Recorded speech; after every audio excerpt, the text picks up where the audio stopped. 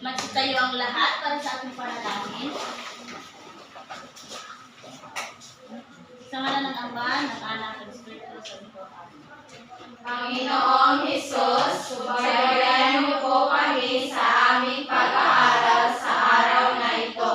Amen. Sa ngalan ng Anak, ng Espiritu Santo. Amen. Magandang umaga sa lahat. Magandang umaga po! Binibining apon! Manatiling nakatayo sapagkat meron akong handang.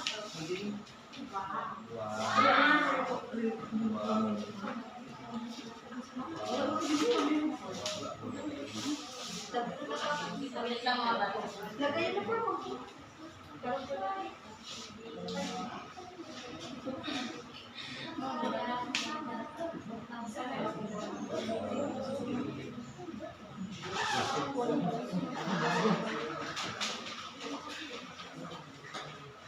Okay, nais kong sabayan ninyo ang nasa Mayat at lumibig akong nakita, may tabang napayat mga libre. Ngunit sa may pakpak sa ikot na isa, siyang liligay sa nilang kwak kwak, kwak kwak kwak, kwak kwak kwak. Siyang liligay sa nilang kwak kwak, kahit nasa ilong ang sabi, kumendeng kumendeng ang mga bibig. Ngunit ang may pakpak sa likod ay isa, siyang liligay sa nilang kwak kwak, kwak kwak kwak, kwak kwak kwak. Siyang liligay sa nilang kwak kwak. Mayat at lumibig akong nakita, Ayaw ka! mga bibig. Ngunit ang may pakpak sa likod ay isa, siyang liligay sa nilang kwak kwak, kwak kwak kwak, kwak kwak kwak. Siyang liligay sa nilang kwak kwak. Okay, bigyan ng magdala. Pakisaayos ang upuan at maupo ng maayos. Okay, so ginawa natin sa pagkanta at pagsayaw na naramdaman nyo ba? Kayo ay masigla na? Opo, teacher! Okay, magaling. Maaari nyo bang tingnan ang inyong mga katabi at sabihin sa akin kung sila ay narito o wala? Narito ba? Narito po. Magaling. Ako ay nagagalak na narito kayo at masigla. Sa tingin ko, kayo ay handa nang makinig sa bago nating talakayan. Ngunit, bago natin talakayin ang ating talakayan, babasa ay akin munang ipapaalala sa inyo ang ating alituntunin sa klase. Maaari nyo bang basahin ang una? Makinig ng mabuti! Makiaho sa talakayan at sa mga gawain. Itaas ang kanang kamay kung nais sumagot. Panatilihin malinis ang silid bago umalis. Naintindihan ba ang ating alituntunin sa silid-aralan? Magaling. Kanina lang ay ano nga ulit yung kinanta at sinayaw natin kanina? Sige, Raven, ano nga yun? Tatlong bibi po. Okay, magaling Raven. Sa inyong palagay, bakit kayo naiiba ang libre ng mga bibi na yun? Sige, Nate, ano yun? Kasi teacher, may isang pakpak sa likod. Okay, magaling Nate. Naiiba ang libre ng mga bibi sapagkat iisa lang ang pakpak nito sa kanyang likuran. Sa inyong palagay, bakit niyo nasabi na iisa lang ang pakpak sa likod ng bibi? Sa inyong palagay, ano kaya ang nangyari sa kanya? Teacher, maaaring nahulog siya na balang pakpak. Okay, magaling Rian, may ideya ka. Maaaring naging isa lang ang kanyang pakpak kung siya ay nahulog at nabalik ang kanyang pakpak. Magaling at meron kayong ibinigay ng mga ideya sa ating dito sa loob ng ating klase.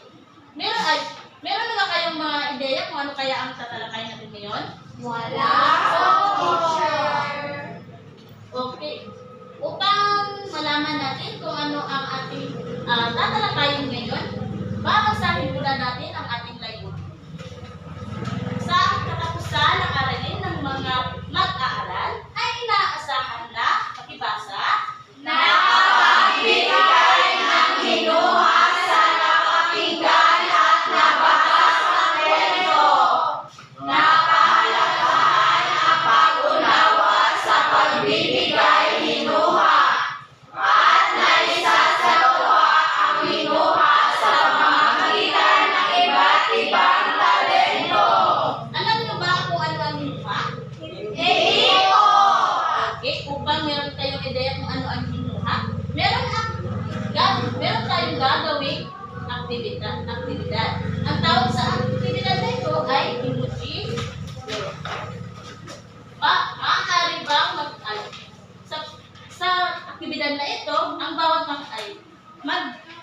ipapakwento kayo sa tatlong grupo. Magsimula magbilang kay Benz. Tatlo. Isa. Dalawa. Isa. Tatlo. Isa. Dalawa. Tatlo. Isa. Isa. Okay, dito ang unang pangkat, pangalawang pangkat, at saka tatlong pangkat.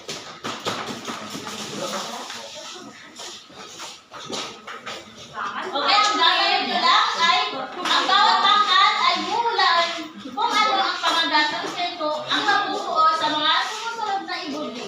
Isulat lamang ang sagot sa kahon na narito. Okay.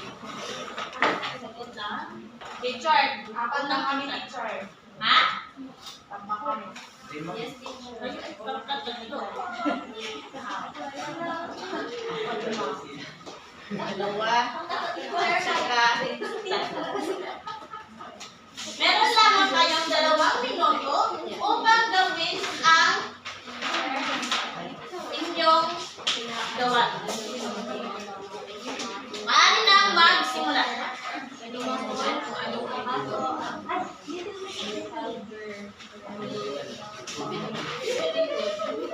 Dan.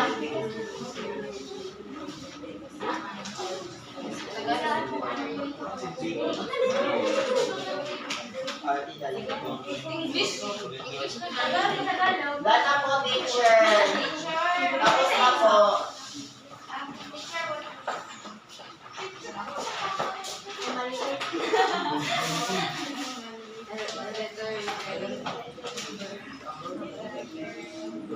Ang bago babae na kapulan. Matapos na ba ang gawa? Tapos na po. Okay, maaari nyo lang i-perceive kung tapos na. Merong calculation.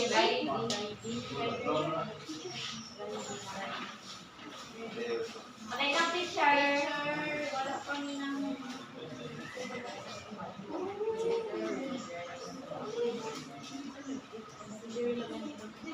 Tapos na, tatlong pangkat. Tanggalin lang, teacher. Okay, tapos na mo ng pangkat. Maaari nyo lang. Dahil, teacher.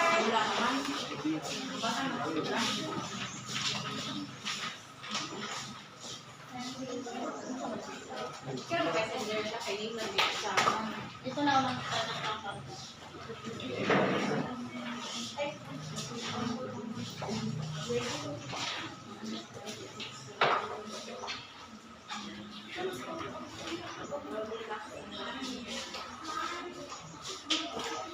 Okay, just natin kung okay, unang pangkat. Maaari na bang sabihin kung ano ang mga emoji na nasa chart ninyo? Pinto. Tapos, Bata ang babae. tapos, Oso. Tapos, sunod ang ulos. Saka ako po ang teacher. okay. Ang inyong sagot ay? Goldilocks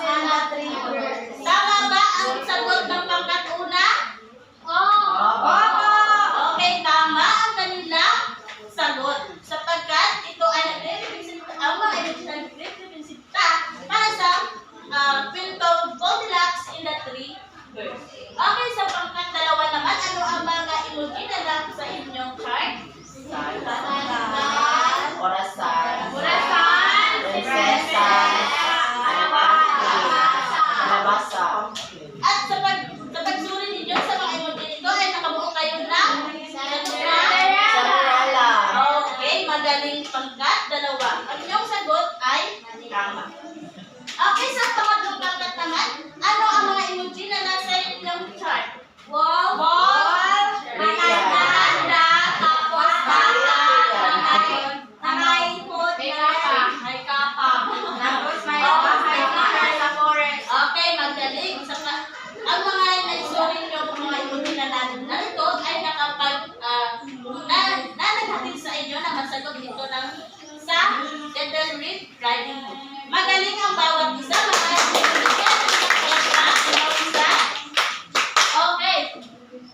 Sa tingin nyo, ano ang naging rule ng mga emoji dito sa chart na inyong sinagutan? Sige, Bracelet. Teacher, mas madali po namin malaman ang kwento kasi mayroon ng Emoji. Okay, ito ay nagsisilbing inyong basihan para makasagot kayo. Okay, kung wala ang emoji na ito, maaari nyo ay makakasagot ba kayo sa masasagutan nyo ba ang sa chart na ito? Hindi po! Okay, bakit kaya mahalaga na mayroong mga basihan kapag tayo ay nagbibigay ng mga ideya? O kami din po tayo mawala. Tumayo ka tunet? O kami din po tayo mawala sa kayo na idea, teacher. Okay, magaling. Bakit ang mga emoji ay nagsisilbing mga basihan natin upang malaman natin kung ano ang magiging kasagutan sa mga lalo sa mga kwento kung minsan sa pag-i-index ng mga mahusay, mga bata.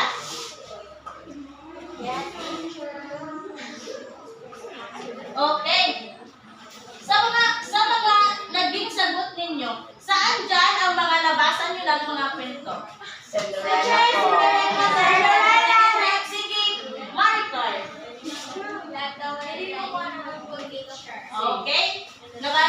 Nagandahan ka ba sa kanyang wakas, Maricar? Yes, teacher. Okay, magaling. Sapagkat ang lahat ng ito ay magaganda ang naging wakas at mayroong mga aral na matutunan. Nakaranas na rin ba kayong makinig ng isang kwento o nakabasa na minsan ay nabibitin kayo o sadyang hindi nyo gusto yung mga yung Okay, anong mga ginagawa nyo pag hindi nyo gusto ang hindi?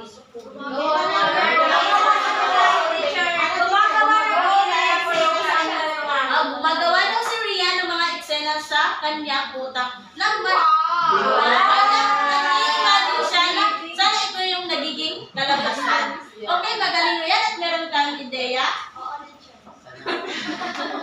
Okay, upang mas mapalawak pa natin ang kaalaman sa ating talakayan ngayon, meron akong ipapakita with you.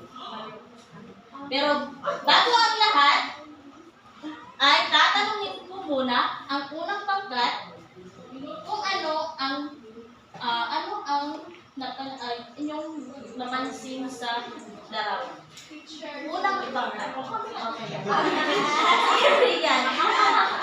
Teacher, na napapansin namin ay may oso tsaka dalawang bata. Hindi ko din ay nahabot ng oso. Okay, magaling yan. Okay, sa pangalawang pangkat. Ano sa tingin ninyo sa palagay ninyo ang magkaibigan ay nagpasya na pumunta sa kagubatan? Ano sa inyong palagay ang gagawin nila sa kagubatan? Teacher! Pangalawang pangkat sa pangkat. Sige lang, kahit anong mga ideya na maisip ninyo. Sige, Raven, ano yun? Naghahanap po ng puso at magpahapon. Okay ba? Sa tingin nyo ba yun ang magiging kalabasan ng kwento? Hindi po! Okay, ating titignan kung yun nga ang magiging kalabasan o hindi. Gusto ko makinig kayo sapagkat mamaya tatanungin ko kayo kung ano ang magiging hinuhan nyo sa kakalabasan o sa kalabasan na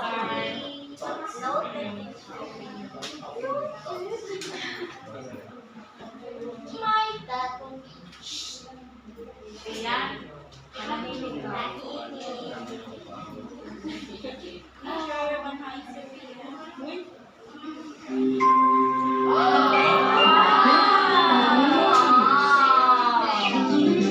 oso at ang dalawang magkaibigan.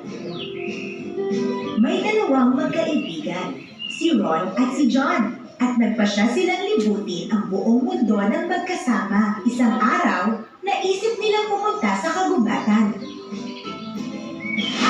Mapapanganib ang kagubatan, at alam nilang may mga panganib na maaaring mangyari anumang oras.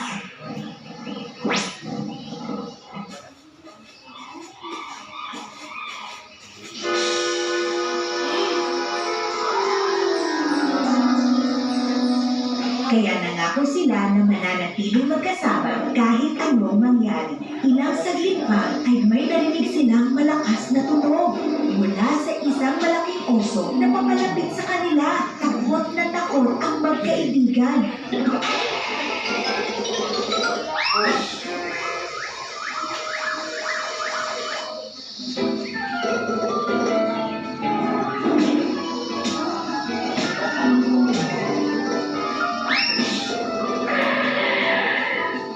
Dali-daling tumakbo si Ron at umakyat sa pinakamalapit na puno at naiwan si John sa baba. Hindi alam ni John kung paano aakyat ng puno. Kaya sabi niya, Ron, tulungan mo ako umakyat! Kakainin ako ng uso! Tulungan mo ako! Hindi na ako pwede bumaba. Andyan na yung oso. Tsaka hindi tayo kasya dito. Humanap ka na ng sarili mong pagtataguan. hindi tinulungan ni Ron si John. Pero matalino si John. Natutunan niya sa eskwela na hindi kumakain ng mga patay ang oso. Kaya naisipan niyang humiga sa lupa at magpanggap na siya ay walang buhay.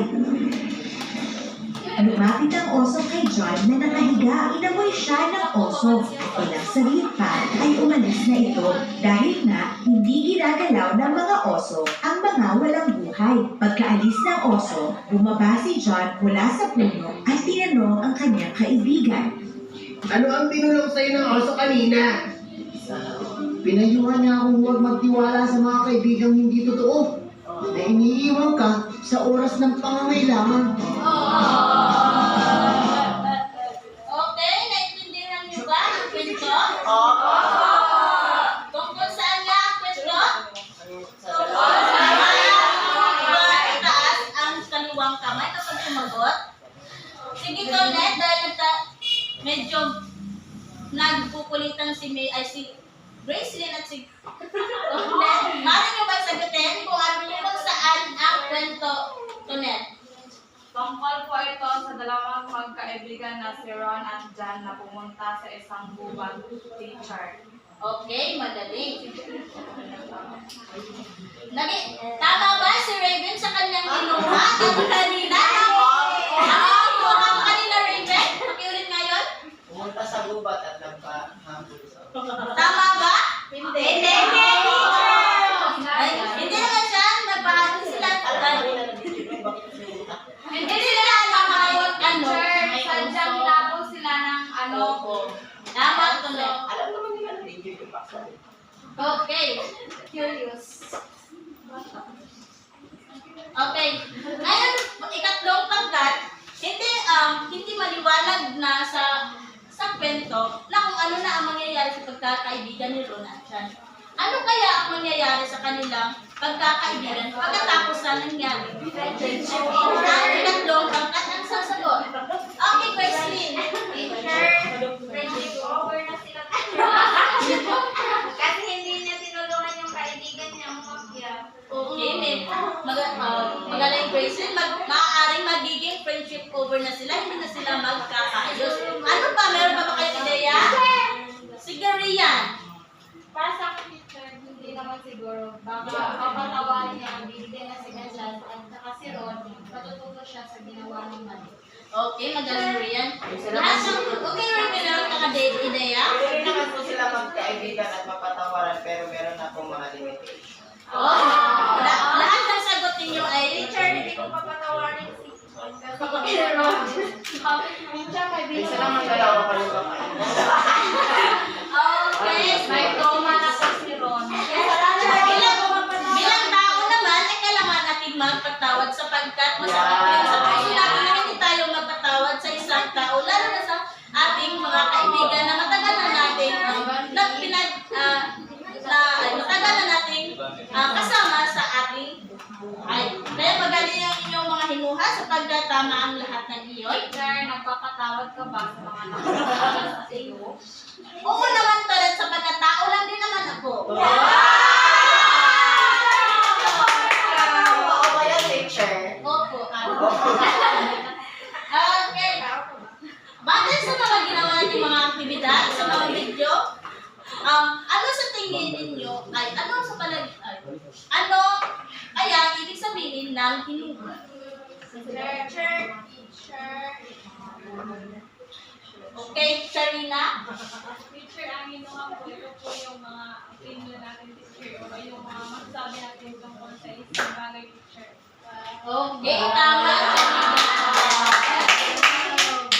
Ang galing! Saglit lang.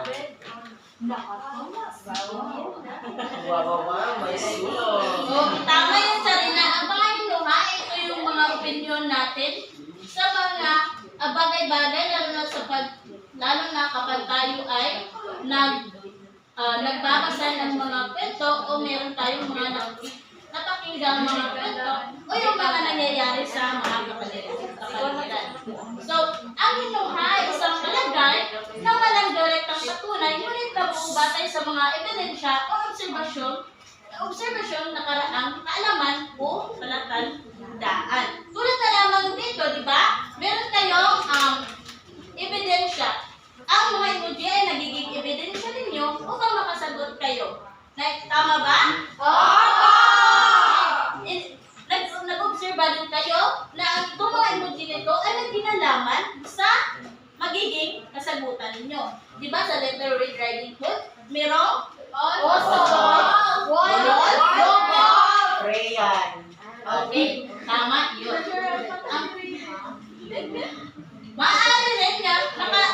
Maaari rin ang kinuha ay mga nakaraang kaalaman ninyo. Ang pagbibigay ng palagay o opinion sa binasang talata ay ang pagbibigay ng okay, tama. Teacher, hindi nakikinig si Jester. Jester, makinig ka muna sa akin. Ang hinuha rin ay ginagawa bago, habang, at sa pagtatapos ng Kwento. tulad na lang kanina na tinanong ko ang unang pangkat kung ano ang magiging hinuha nila sa bago natin basahin, bago ko ipakita yung video, tinanong ko muna yung unang pangkat kung ano ang magiging hinuha nila sa larawan na aking binigay. Kaya bago magbasa o bago manood o bago makinig. At saka habang naman, kung minsan dahil sa mga unang mga paragraph o nababasa nyo, nakikinig, nakakapagbigay din kayo sa nanginuha sa inyong isip sapagkat minsan nalalaman nyo na kung ano yung magiging kahihinatnan sa susunod. At sa wakas naman, ito na yung video ay pagkatapos ng kwento kung minsan ay maaari yung hindi niya gustuhan yung kwento na minsan ay nagbibigay kayo ng sarili ninyong ending sa kwento. O kung minsan yung mga bitin na mga kwento na inyong mga nababasa o napapanood.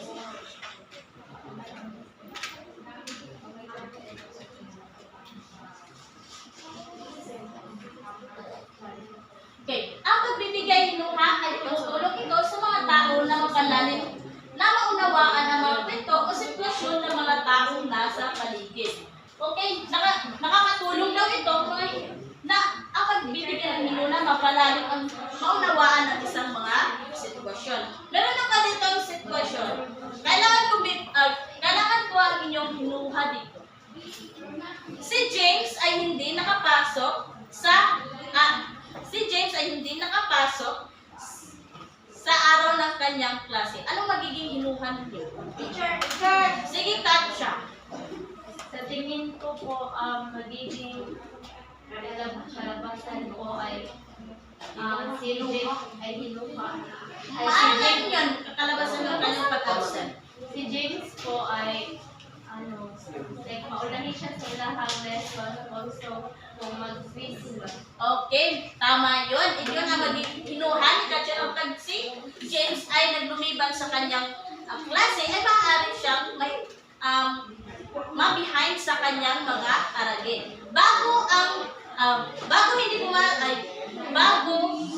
ang sitwasyon na yun, ano kaya ang nangyari kay James? Bakit hindi siya nakapasok? Gusto kong sumagot si Martes.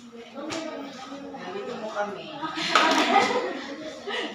Posible po nagkasakit si James kaya hindi nakapasok. Okay, maaari nagkasabit si James kaya hindi siya nakapasok. Ano kaya ang gagawin ni James kapag hindi siya pumasok? Ano ang like, para hindi siya ma-behind sa kanyang mga klase, ano kaya ang pwede niyang gawin? Benz, ano kaya ang pwede niyang gawin? Ayusan magtanong sa mga klase at Okay, tama sa Diyos. Ano ang mga tinalakay ng mga guro? At iyan, magsastudy siya para meron siyang kaalaman. Naintindihan na ba ang hinuha? Okay. Meron na pala, dahil sa tingin ko, naintindihan nyo na kung ano ang hinuha. Sa kaparihong grupo, gagawa kayo ng hinuha at i-presentahan nyo ito sa iba't ibang paraan. Ngunit bago iyon, nang makapagbibigay kayo ng hinuha, meron muna akong babasahing kwento at kailangan kong makinig kayo sapagkat ito ang magiging basihan ninyo sa pagbibigay nyo ng hinuha. Naintindihan ba? Makinig ng mabuti at ang mga mata ninyo ay sa akin lamang.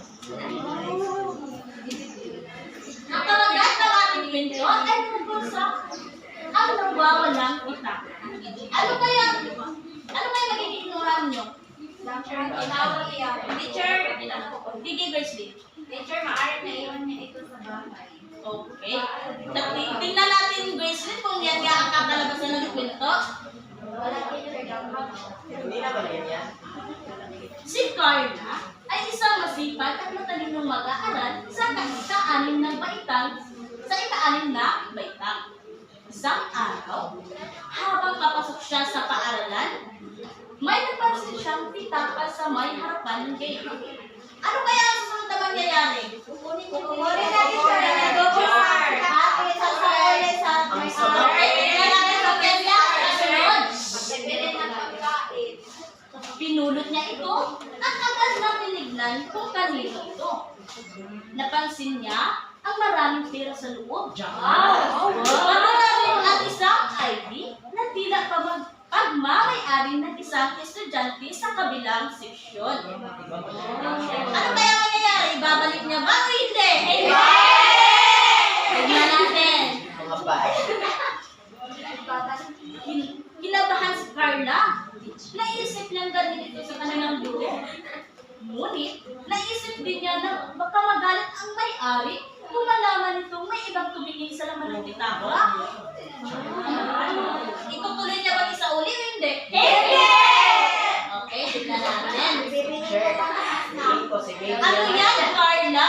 Tanong ni Jenny. May napulot akong pitaka. Hindi ko alam kung anong gagawin ko, sagot ni Carla.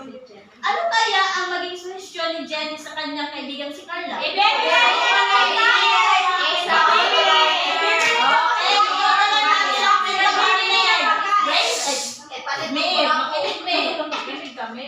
Makinig ka naman dyan.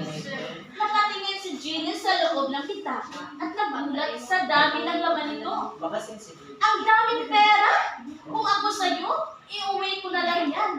Baka wala na rin maghanap niyan. Ang bahay. Ano kaya ang maiisip ni Carla? Teacher, ba si Jenny teacher? Siguro, teacher. Nai-influensyahan na siya ni Jenny? Yes, teacher. Okay, ating Teacher, tutuklasin yan.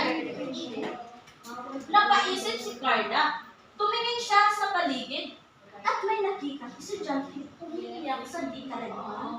Habang may hawak na papel. Ano kaya? Kaya ngayon, dito na magsisimula ang inyong aktibidad. Ito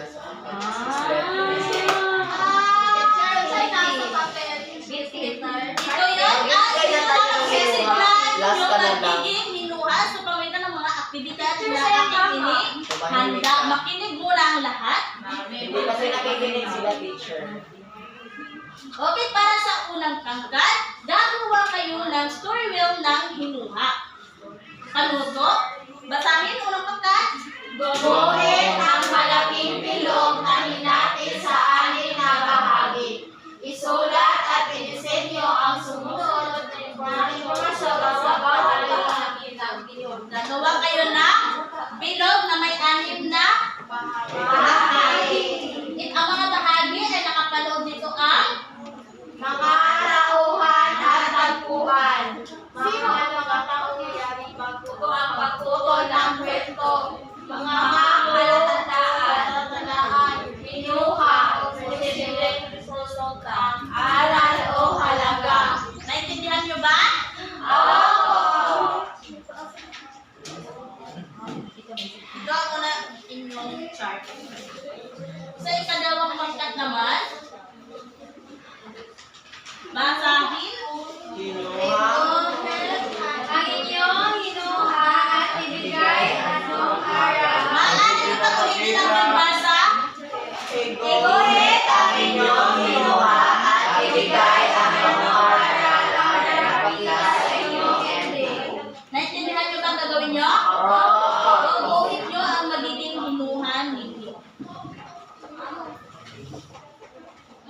Sa ikatlong pangkat naman, hindi ko pa sinabing magsulat pa kayo, ha?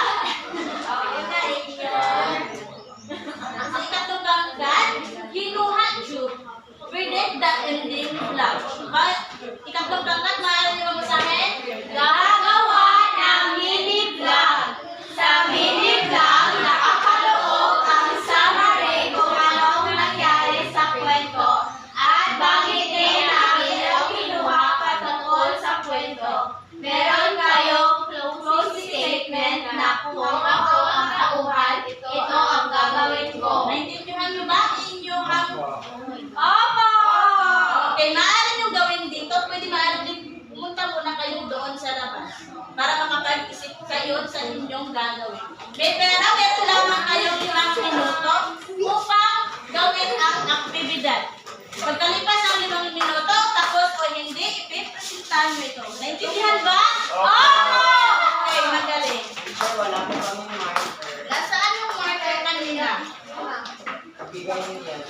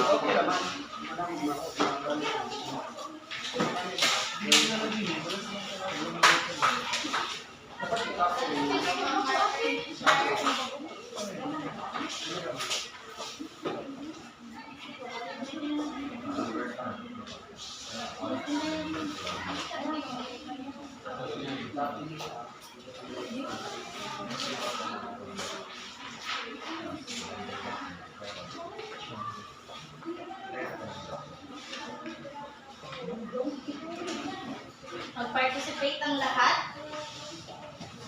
Sir, mga kailangan mo sir.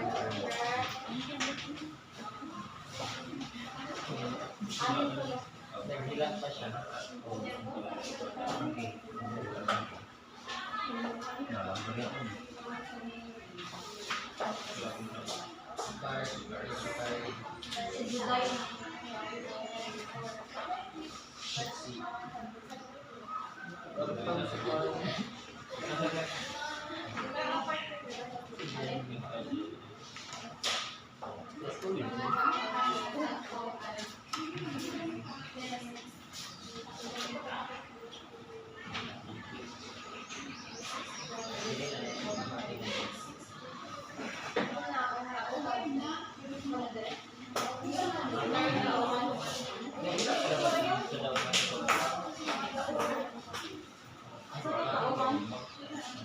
Si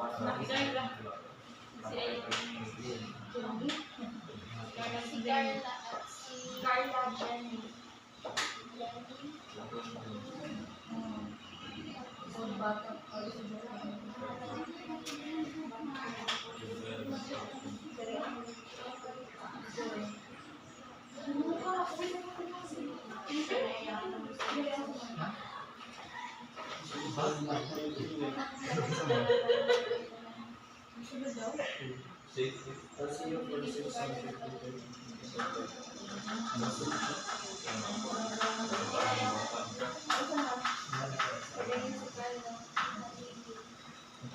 At may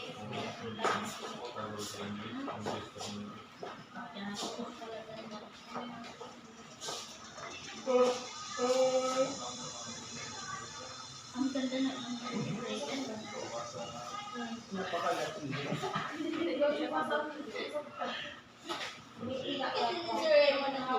Akala ko ba siya ay galing sa bulit? may umiiyak pa naman nila Meron na naman kayo isang minuto at isuot 5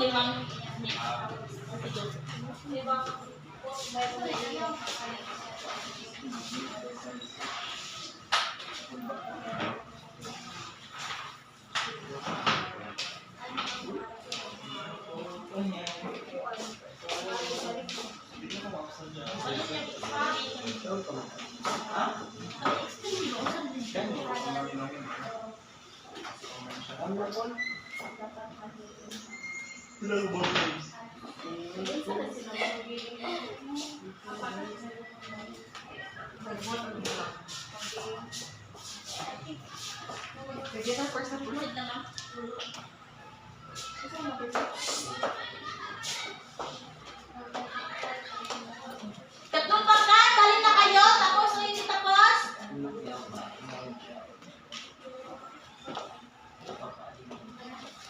Tapos na kami, teacher. So, maaaring nyo lang ipaspin.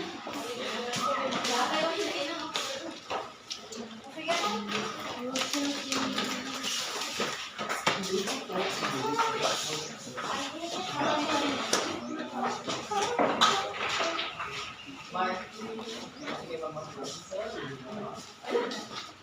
Okay, so pagpresenta ninyo, narito ang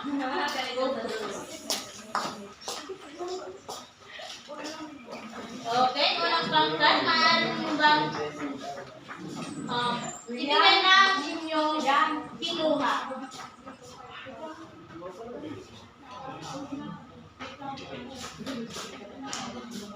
Teacher, magandang umaga sa lahat. Magandang umaga, teacher. Sa amin ay gumawa ng bilog at may 6 na bahagi at ito ay nagtataglay ng unang, ano ang tauhan sa kwento? Ito si Carla at si Jenny. Ay, sino di ay, sorry. Sino tawag sa kwento? Si Carla at Jenny. Pangalawa ay mahalagang pangyayari bago ang pagbuto ng kwento. Ito ay tumingin si Carla sa paligid at may nakitang estudyanteng umiiyak. Pangatlo naman ay ano ang clue o palatandaan sa kwento. Aming sinulat ay may umiiyak at may hawak na papel, habang may hawak na papel. Pang-apat naman ay ano ang kinuha namin sa kwento. Ito ay maaaring ibibigay ng tauhan ang pitakang ang nawawalang pitaka. Habang ang panglima naman ay posibleng resulta sa kwento ay maaaring ibalik ni Carla ang nawawalang pitaka. At panghuli, ano ang aral na makukuha sa kwento? At aming sinulat, teacher, ay maging matapat. Okay, magaling po unang pangkat. Bigyan natin sila ng 5 bagsak. Itignan nyo ba ang ipinisinta ng unang pangkat? Okay, ikalawang pangkat naman. Naarin nyo na ba ipinisenta ninyo ang inyo? Okay, Chester. Sinong basa talaga sa inyo? Raymond.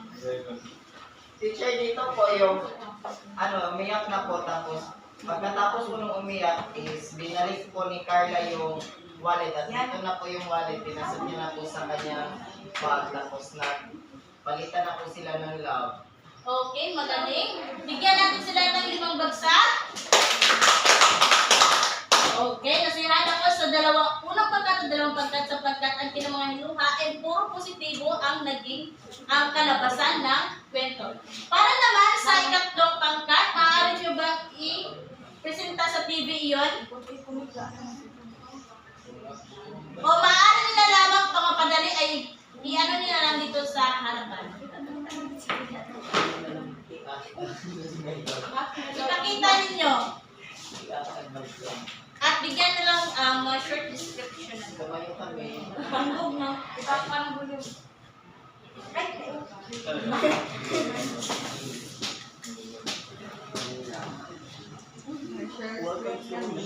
Hindi ba siya?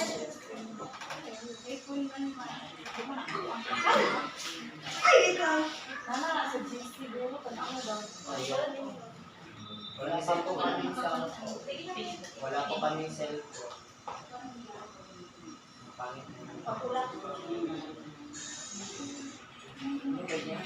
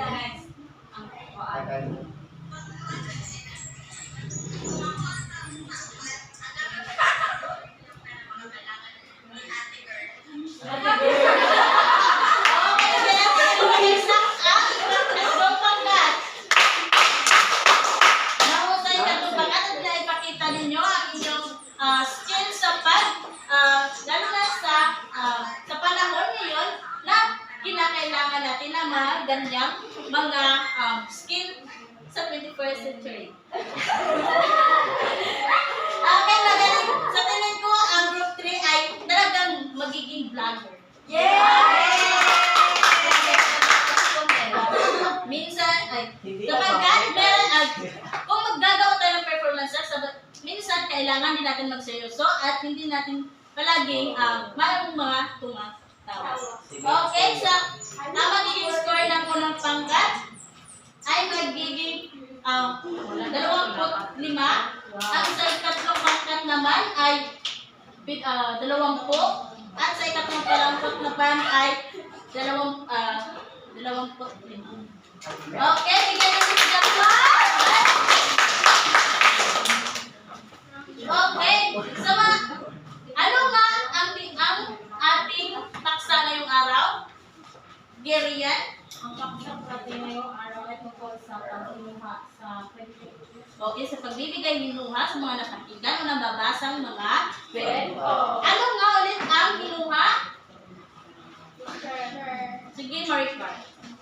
Ito po ay mga palagay o opinion sa nababasa or napapakinggan. Okay, kung may mga palagay, mga ideya ninyo na magiging ideya ninyo sa mga nakikita ninyo o nababasa mga kwento o sa mga pangyayari. Bakit kaya mahalaga ang maghinuha? Figurian. Bakit mahalaga ang maghinuha sa mga bagay-bagay? Para, teacher, para mabigyan natin ng concrete o batayan tungkol sa pangyayari. Okay, tama. Minsan din ay ang paghihinuha ay nakapagbibigay ito ng simpatiya, ay nagiging nakakabuo ito ng simpatiya sa atin sa ibang tao. Okay, ngayon, upang malaman, masuri ko kung kayo ay talagang merong natutunan, maaari nyo bang sagutan?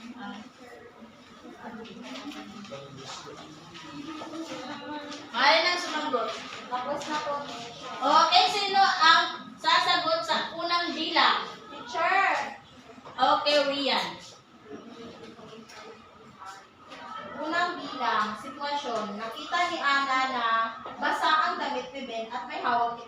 na nakabukas. Ang tanong, ano ang malamang na nangyari kay Ben?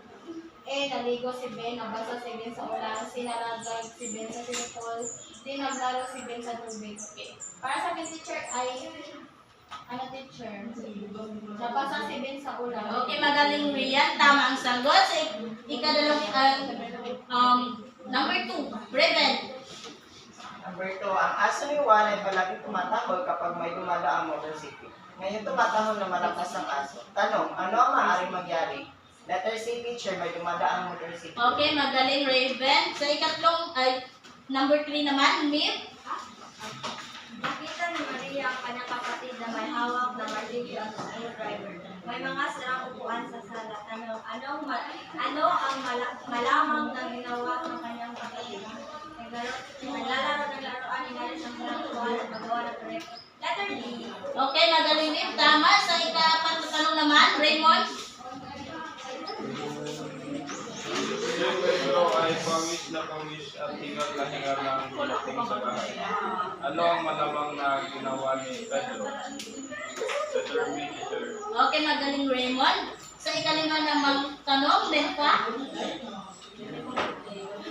Nakita ni Aling Rosa na puno ang bastongan at may mga lamang na umiikot.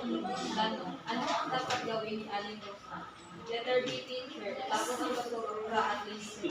Okay, magaling. Sino ang nakakuha ng lahat ng sagot? Kami po! Sa panabiro talaga kayo matutunan sa ating talakayan. Upang sa inyong takdang aralin, bayan basahin. Kwento ko, ituloy mo. Gumawa ng maikling kwento, 3 hanggang 5 pangungusap na kukunin mo sa gitna. Ipapasa ito sa isang kamag-anak o kaibigan. At hilingin na ituloy nila ang kwento batay sa binuha nila at ipakita ang original at binuha version ng kwento at sumulat ng 3 o 4 na pangungusap na refleksyon. Ano ang kakaiba ng binuha na iba sa naisip ko? Okay, nakuha niyo ba ang takdang aralin?